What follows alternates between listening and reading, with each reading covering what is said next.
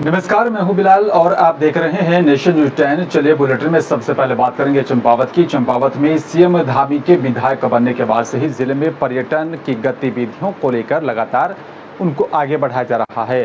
जिले में पर्यटन के क्षेत्रों में लगातार सुविधाओं को और भी बढ़ाने की कोशिश यहाँ पर की जा रही है ताकि विकास कार्य तेजी से धरातल पर उतारा जाए।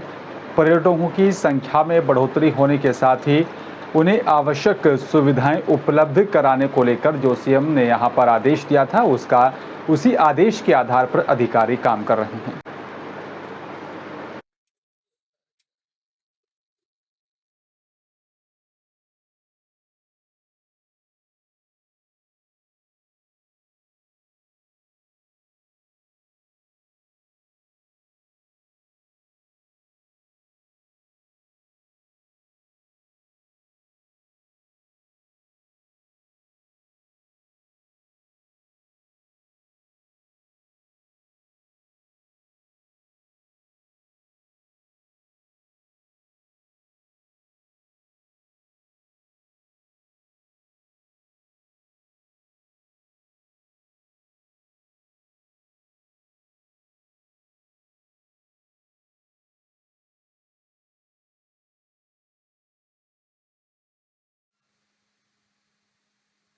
देखिए 13 डिस्ट्रिक्ट 13 डेस्टिनेशन योजना के अंतर्गत जनपद चंपावत में जो सीलिंग टॉप चाय बागान है, जिस पर कि वर्ष 2004-05 से वन पंचायत की भूमि पर 14-15 हेक्टेयर की भूमि पर चाय उत्पादन किया जा रहा है, वो एक चंपावत का महत्वपूर्ण पर्यटक क्षेत्र आज की समय में होने जा रहा है। वर्तमान में हमारे द्वारा 105.50 लाख की लागत से वहाँ पे उस चाय बागान की फेंसिंग का कार्य और उस पर व्यू पॉइंट, कैफेटेरिया और अन्य जन सुविधाओं का कार्य किया जा रहा है। आने वाले समय में निश्चित रूप से ये चंपावत के लिए पर्यटन के क्षेत्र में एक महत्वपूर्ण केंद्र होगा। जनपद चंपावत का चंपावत क्षेत्र पूर्व में ही ऐतिहासिक रहा है। यहाँ पर्यटन की अपार संभावनाएं हैं। इसकी भौगोलिक संरचना, यहाँ के हरे भरे पेड़, चारों ओर की हरियाली, ये प्रकृति प्रेमी पर्यटकों के लिए एक वरदान के रूप में है। यहाँ पर माननीय मुख्यमंत्री जी जब यहाँ के विधायक बने हैं, उनसे लोगों की बहुत ज़्यादा आशाएं हैं, अपेक्षाएं हैं और उनके द्वारा इस जनपद चंपावत के विकास के लिए किए जा रहे कार्य अतुलनीय हैं। और आपको बता दें कि चंपावत में यहाँ पर थाना टनकपुर वन बसा क्षेत्र में कुछ लोगों की तरफ से सोशल मीडिया के माध्यम से छोटे बच्चों की चोरी करने के मामलों को लेकर सूचना प्रसारित की जा रही है, जिस संबंध में थाना टनकपुर पुलिस की तरफ से जांच की गई तो उस प्रकरण को लेकर गलत और साथ ही भ्रामक पाया गया। जांच में थाना टनकपुर पुलिस की तरफ से मुकेश जोशी पुत्र भुवन जोशी निवासी मथिया बांज थाना रीठा, जो कि वर्तमान में कस्बा टनकपुर में किसी दुकान में काम करता है, उसे भ्रामक सूचना प्रसारित करने के मामले को लेकर गिरफ्तार कर लिया गया। साथ ही आपको बता दें कि यहाँ पर कार्रवाई की गई है और भविष्य में इस प्रकार की पोस्ट प्रसारित नहीं करने की हिदायत दी गई है। सोशल मीडिया में कुछ भ्रामक पोस्ट हो रही है, खबरें चल रही है कि टनकपुर क्षेत्र से कुछ स्कूलों से कुछ बच्चे चोरी हो गए हैं। सबसे पहले तो मैं ये बताना चाहूंगा कि ये खबरें पूरी तरह निराधार और गलत है, इसका पूरी तरह खंडन किया जा रहा है। जिन लोगों ने भी इस तरह के ये दुष्प्रचार किए हैं, उनके खिलाफ हमारे द्वारा वैधानिक कार्रवाई ऑलरेडी की जा चुकी है। सभी लोगों से निवेदन है कि इस तरह के जो गलत खबरें हैं उनको बिना वेरीफाई के एक तो उनको फॉरवर्ड ना करें, न ही उसको सोशल मीडिया पे शेयर करें। और साथ साथ में ये भी एक निवेदन रहेगा कि कोई भी खबर इस तरह की आती है तो पहले कृपया करके वो पुलिस कंट्रोल रूम से या थाने से अपने वेरीफाई कर लें। Thank you. सूरत कपड़ा उद्योग को लेकर भारत ही नहीं बल्कि विश्व में अपनी छवि बनाकर रखी हुई और साथ ही आपको देखिए यहाँ पर सूरत की सरथाना में टेक्सटाइल उद्योग को लेकर ही यहाँ पर फोगवा federation of Gujarat weavers welfare association यहाँ पर पहली बार वाइब्रेंट एक्सपो का आयोजन किया। इस एक्सपो का यहाँ पर शुभारंभ गुजरात के मुख्यमंत्री भूपेंद्र पटेल ने किया है। इसके साथ ही बता दें कि गुजरात के गृह राज्य मंत्री हर्ष सांघवी और साथ ही बीजेपी के गुजरात प्रदेश प्रमुख सांसद CR पाटिल, कपड़ा मंत्री दर्शना जरदोश, सूरत महानगर पालिका के मेयर हेमालीबेन बेगावल सहित यहाँ पर बीजेपी के अन्य कार्यकर्ता और पदाधिकारी मौजूद रहे।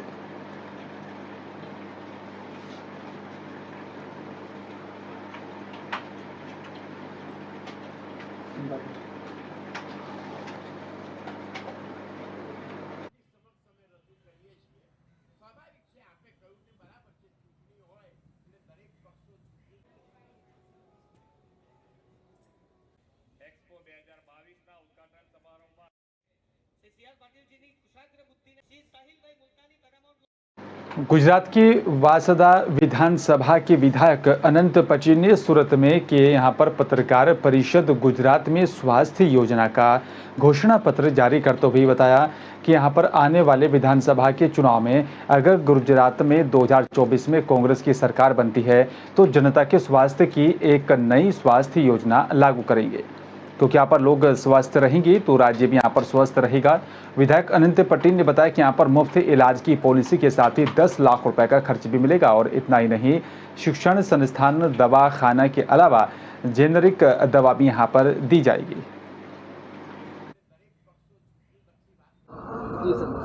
द्वारका चिंतन शिविर में जो फरवरी महीने में 27 तारीख को जो घोषणा हुई थी, उस घोषणा में जो आरोग्य की बात रखी थी, वो आरोग्य की घोषणा करने के लिए हम आज प्रेस कर रहे हैं। आरोग्य में गुजरात में जो तंदुरुस्त बाल और तंदुरुस्त माता के लिए, खास करके जो कुपोषित माता है, कुपोषित बच्चे हैं, उनके लिए सर्वे करवा के उसको सुपोषित करने के लिए योजना रखेंगे।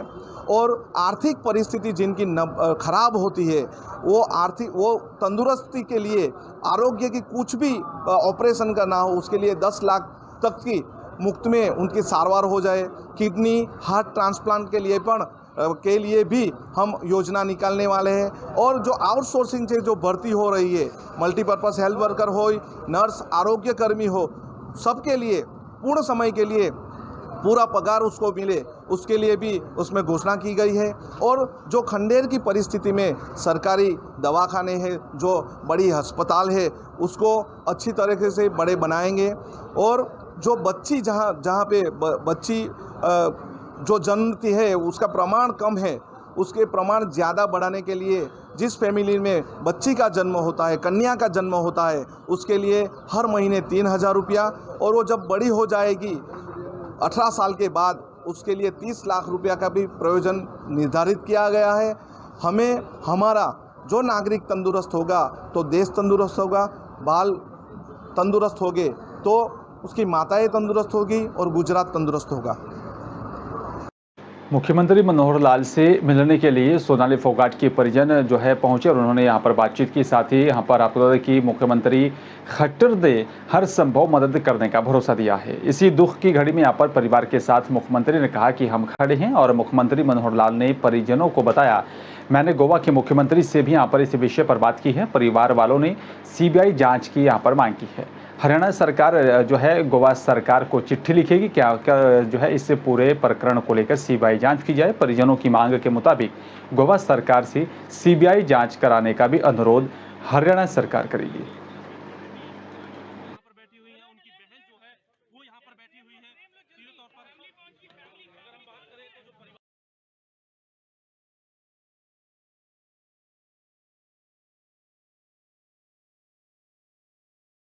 उत्तराखंड अधीनस्थ सेवा चयन आयोग के भर्ती घोटाले की अब तक की सबसे बड़ी यहां पर जांच में बड़ी कामयाबी मिली है। राज्य के 9 जिलों में यहां पर नकल माफिया का जाल सामने आ चुका है और इसी बीच पेपर लीक मामले में अब तक की सबसे बड़ी कार्रवाई की गई। शनिवार को RIMS कंपनी लखनऊ के मालिक राजेश चौहान को एसटीएफ उत्तराखंड ने पेपर लीक करने और साथ ही केंद्रपाल और साथ अन्य के माध्यम से सौदा करने के साक्ष्यों के आधार पर ही गिरफ्तार किया। इसी कड़ी में एसएसपी अजय सिंह पत्रकारों से रूबरू हुए और जहां पर उन्होंने इस मामले में जानकारी दी।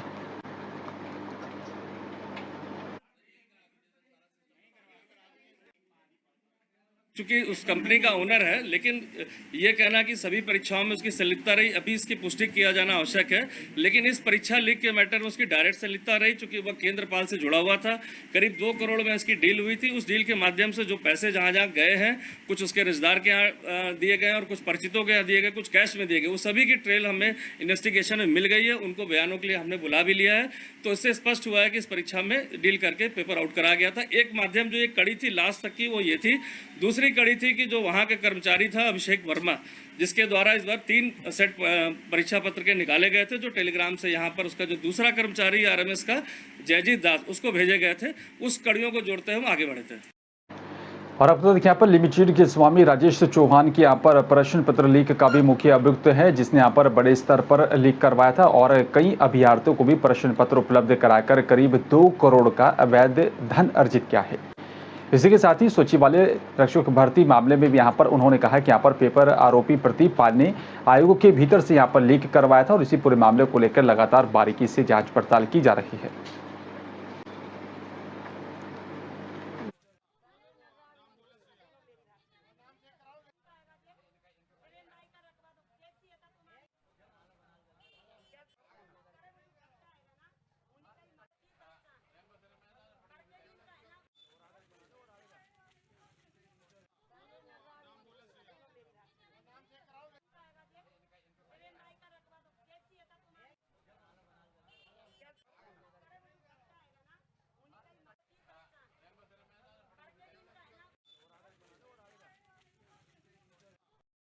चलिए बात मध्य प्रदेश के गुना की करेंगे। आपको देखिए यहाँ पर गुना में हर साल होने के कारण यहाँ पर जिस तरीके से लगातार बारिश होती है, जिन लोगों के घर भी गिर गए, बाढ़ में फंसे हैं या फिर ऐसे हितग्राहियों को यहाँ पर वार्ड क्रमांक 25 रशीद कॉलोनी में यहाँ पर अधिक पानी भर गया था।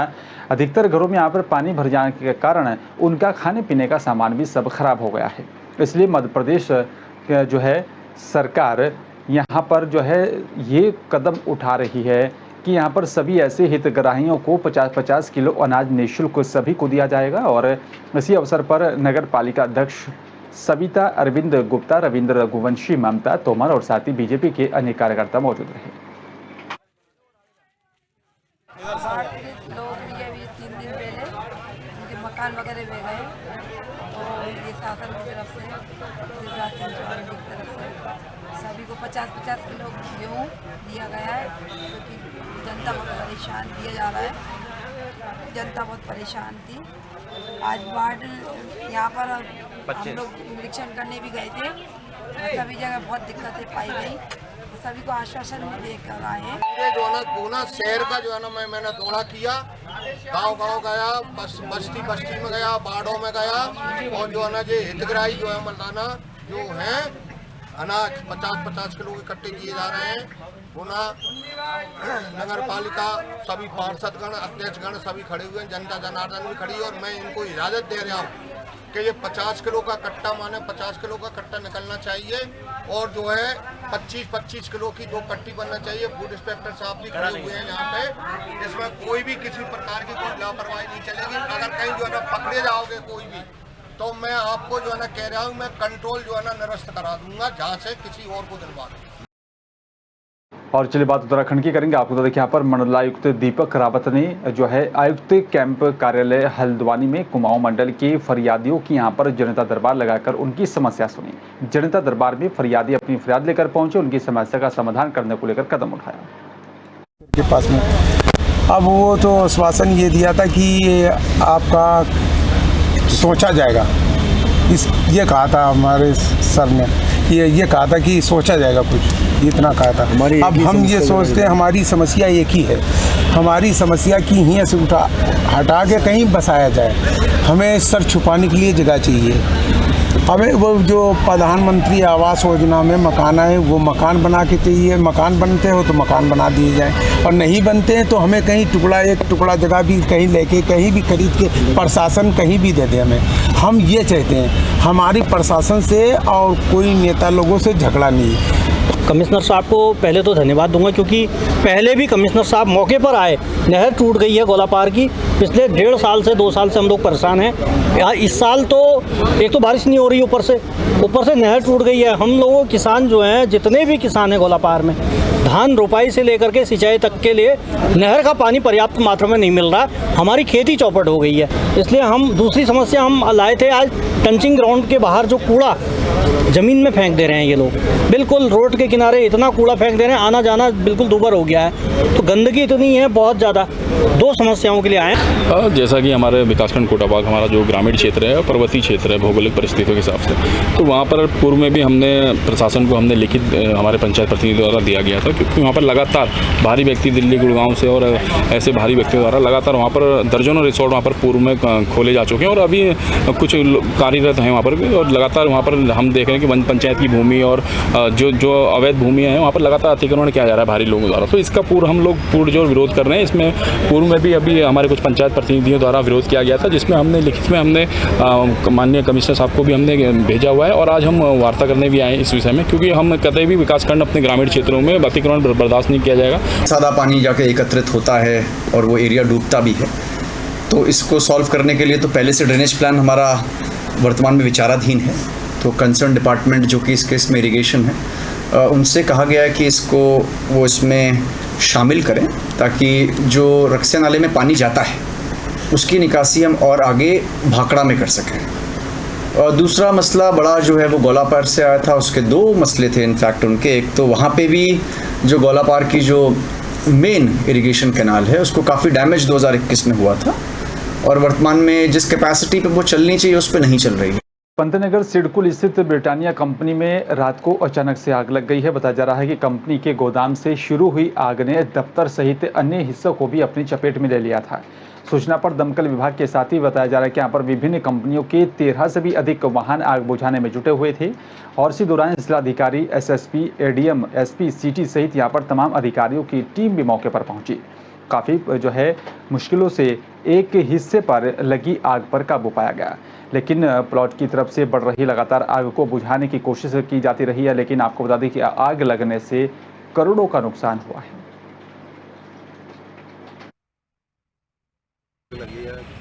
देखिए, अभी आग लगने के कारणों का पता नहीं चल पाया है, लेकिन रात में लगभग 11:30 पौने 12 के आसपास ये आग लगी थी और इतनी आग भयंकर हो गई, बढ़ती चली गई।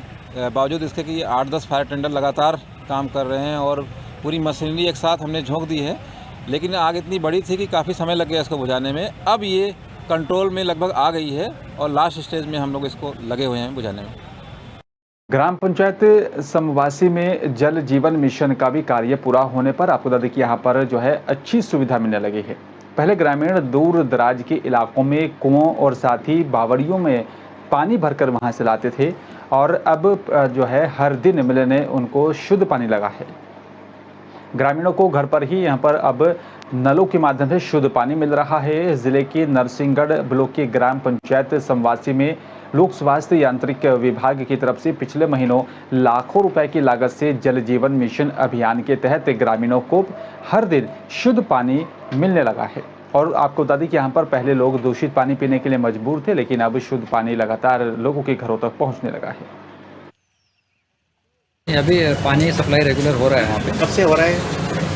मैं तो देखिए पिछले 3 महीने पहले ही मैं सरपंच निर्वाचित हुआ और मैं जब से देख रहा हूँ रेगुलर पानी डेली हो रहा है। ग्रामीण को भरपूर पानी मिल रहा है। हाँ, पानी पीने के पानी का जो है वो उपलब्ध पर्याप्त व्यवस्था हो जाती है। किस समय चलता है नल अपने यहाँ? सुबह 7 से 8 के बीच में चलाते हैं। समवासी में काम हो गया है। वहाँ पर हमने 338 परिवारों को 100% कवर कर लिया, जो हर घर पानी पर्याप्त प्रेशर से, पर्याप्त मात्रा से, लगभग पानी सप्लाई 4 महीना हो गए। हमने लगभग मई से सप्लाई शुरू कर दी थी। मई, जून, जुलाई, लगभग 3 से 4 महीना। चलिए बात राजगढ़ की करेंगे। आपको बता दें कि इधर परेशान किसानों ने कहा है कि यहाँ पर या तो रास्ता दिलाओ, नहीं तो यहाँ पर मुझे भीख मांगना पड़ेगा। मामला नरसिंहगढ़ की ग्राम समवासी के करीब यहाँ पर एक गरीब किसान रामलाल का है। आपको बता दें कि यहाँ पर नरसिंहगढ़ ब्लॉक की ग्राम समवासी के किसान जन्मों से यहाँ पर इस नाले के किनारे पर स्थित रास्ते से निकल कर रहते हैं और कृषि यंत्रों के साथ यहाँ पर ट्रैक्टर ट्रॉली भी यहाँ पर फसल बोने और साथ ही कटाई के समय आसानी से निकल रहे थे। लेकिन पिछले साल ही बता दें कि गांव के ही एक किसान ने उस रास्ते को बंद कर दिया है, जिसके चलते किसानों के सामने बड़ी समस्या खड़ी हो गई है। ऐसे में किसानों ने प्रशासन से गुहार लगाई कि उनको रास्ता दिया जाए। ये 6 फीट नाली खोद दी, नाली खोद कर फेंसिंग कर दी और हमारा हमेशा का रास्ता बंद कर दिया। हम बरसों से निकलते थे। मतलब कितने सालों से? हमारा जन्म हुआ जब से ही निकल रहे हैं हम तो। अच्छा। हमारा जन्म हुआ जब से ये स्टेट टाइम से रास्ता चालू था। सन 80 में ज़मीन ली, इसके बाद से भी हमारा रास्ता चालू ही रहा। सन 88 में उनने ज़मीन ली, इसके बाद में भी उनने बंद नहीं किया। और इसके बाद में मतलब पिछले साल 21 में उनने ये रास्ता 6 फीट नाली खोद के नहीं फेंसिंग कर दी। फेंसिंग करके रास्ता बंद कर दिया। हमने गांव वालों से भी कही, उनसे भी कही, भैया हमारा रास्ता निकला दो यार कैसे ही भी। सरपंच को बुलाया, गांव वालों को बुलाया, सरपंच ने आन के पंचनामा बनाया, उन्हें समझाया, लेकिन वो नहीं माने।